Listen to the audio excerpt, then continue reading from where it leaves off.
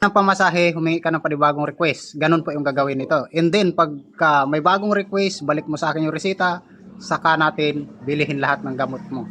Yun, maliwanag pa po yun sa sikat ng araw. Ano yan, dadalhin pa natin ulit yan ibalik natin yan doon. Tapos humingi ng panibagong request. So, blood chem po, ano? Blood chem. Ayan mga boss. Masasabi mo sa ating mga kababayan na ganito din yung nangyayari. Kulang-kulang din yung budget, lalo na pagdating sa financial.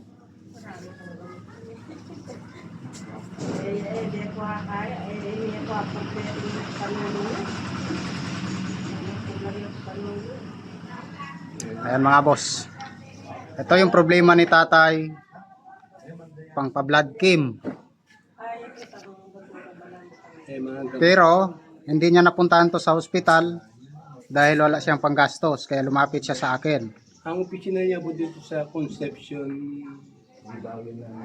sa may gusulunahan, Doktora. Ayun, Doktora Opo. Ito po yung pangalan niya dito.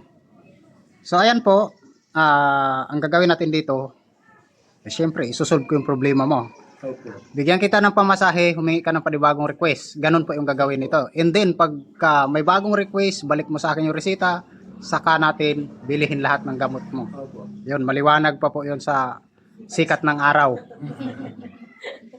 Bibigyan kita ng yung pamasahe dito papunta doon kasi tulad ng sinabi mo po, pamasahe po ang problema. So, wala problema sa pamasahe, sagot ko na yon. Bukas po pupunta po dahil schedule na bukas. Bukas pupuntahan mo. Merkulis, Sabado po yung ano niya. Yung schedule po. Oo. Sige. Kasi yung Merkulis saka Biyernes, nagra-round po siya sa ospital. Opo. So ito, maliit na problem lang naman 'to eh.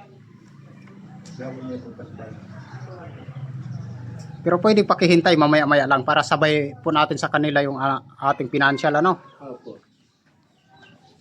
Okay. May pamasahe tayo dito. Yun lang po ang hingi ko. Hingi ka ng panibagong request and then pagka andyan na po yung panibagong request, ihatid mo dito sa akin, saka natin bilihin lahat yung gamot. Pinakita ko sa inyo nung kwan yun eh. Yung nakaraan. Kaya nga po, hindi naman po kayo nakakuha ng panibagong request. So, Kaya po ngayon lang po kami pumunta. opo. Yun nga yung tinatawagin ko. Ito pala mga boss, bumalik na po to nagpunta na to nung makaraan. Kaya lang hindi sila nakakuha ng request. Kaya na hindi daw po sumagot yung doktor na tinatawagan nila. So, ang kailangan pong gawin ay puntahan na lang po para humingi ng panibagong request sa blood chem. Ayan lang po, no? So, bukas balikan mo to dun. Opo. Sigurado na yan bukas. Ayan.